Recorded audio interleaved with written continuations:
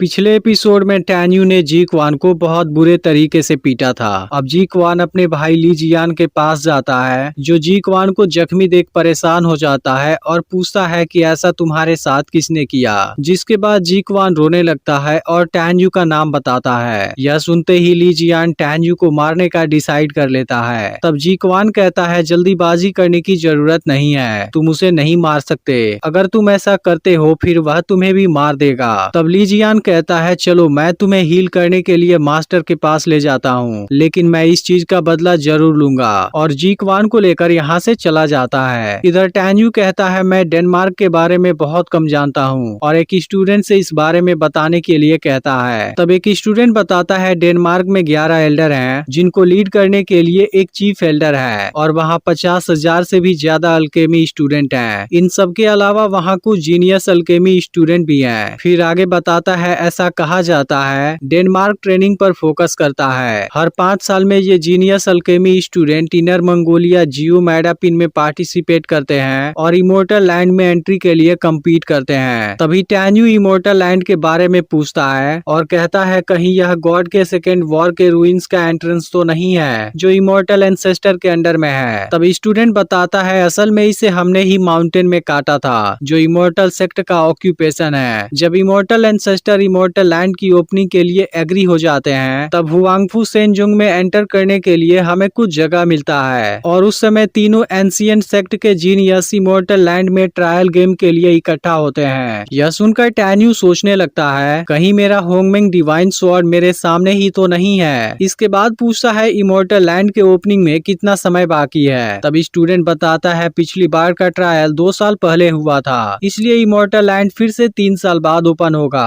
तब स्टूडेंट कहता है तुम इसमें पार्टिसिपेट नहीं कर सकते क्योंकि एक्रोबैटिक स्टूडेंट इसके लिए एलिजिबल नहीं है। पर टैन्यू कहता है मैं इन 3 सालों में इसके स्टेटस से छुटकारा पालूंगा। तब स्टूडेंट कहता है केवल आइडेंटिटी ही एनफ नहीं है, हमारे स्टूडेंट 5000 सालों से ट्राई कर रहे हैं, लेकिन कोई भी एक्रोबैटिक स्टूडेंट के स्टेटस से छुटकारा नहीं पा सका। फिर टैन्यू पूछता है क्या तुम्हें इसके स्टेटस से छुटकारा पाने का तरीका पता है, लेकिन इसे भी इस बारे में कुछ पता नहीं होता। तब टैन्यू इमोर्टल लैंड में एंटर करने के प्रोसेस के बारे में पूछता है। तब स्टूडेंट बताता है इमोर्टल लैंड में ट्रायल शुरू होने के 6 महीने पहले जेनमाई के जीनियस स्टूडेंट इमोर्टल एंसेस्टर के पास जाएंगे और Huangfu सेनजोंग divine soul immortal art के इनर स्टूडेंट के साथ कम्पीट करेंगे, जिसके बाद 4 अल्केमी इमोर्टल लैंड में एंटर करने वाले लोगों की संख्या डिसाइड करेंगे और फिर सबका कोटा डिसाइड होगा। तब टैन्यू कहता है चाहे कुछ भी हो, मैं अपने स्टेटस से छुटकारा पाना चाहता हूँ और इमोर्टल लैंड में जगह हासिल करना चाहता हूँ। इसके बाद टैन्यू नियमन के बारे में पूछता है। तब स्टूडेंट बताता है कि इनर गेट इंटरव्यू लिन क्वान सियान सान डिस्ट्रिक्ट में स्टैब्लिश हुआ था। इसके बाद यह सब यहाँ की ब्यूटीफुल लड़कियों के बारे में बात करने लगते हैं, जो कुल मिलाकर यहाँ पर 14 हैं। तभी यहाँ पर ली जियान आ जाता है और टैन्यू को सामने आने के लिए बोलता है। इस पर सेन कहता है यह भी वही कर रहा है जैसा इसके भाई ने किया था।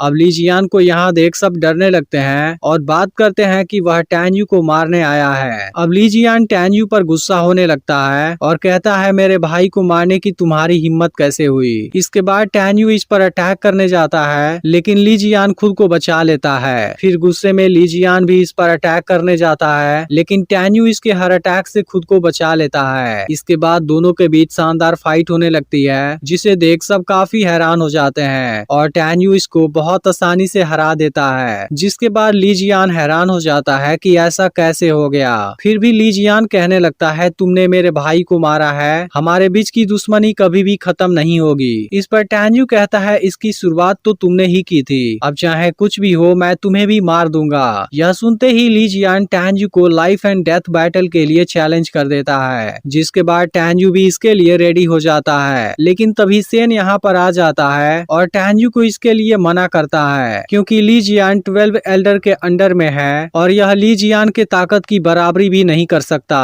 फिर कहता है तुम मत भूलना मेरे भाई के लाइफ की जिम्मेदारी भी तुम्हारे ऊपर है। तभी ली जियान कहने लगता है इनर स्टूडेंट के बीच इंटरफेयर करने का तुम्हारा कोई अधिकार नहीं है। तब सेन कहता है भले ही तुम्हारे मास्टर के पास 3 पॉइंट देने का अधिकार है, लेकिन तुम कौन होते हो। इसके बाद ली जियान कुछ नहीं बोलता, लेकिन फिर भी टैन्यू से फ्यूचर में फाइट करने का डिसाइड करता है और यहाँ से जाने लगता है। लेकिन तभी टैन्यू इसको रोक देता है।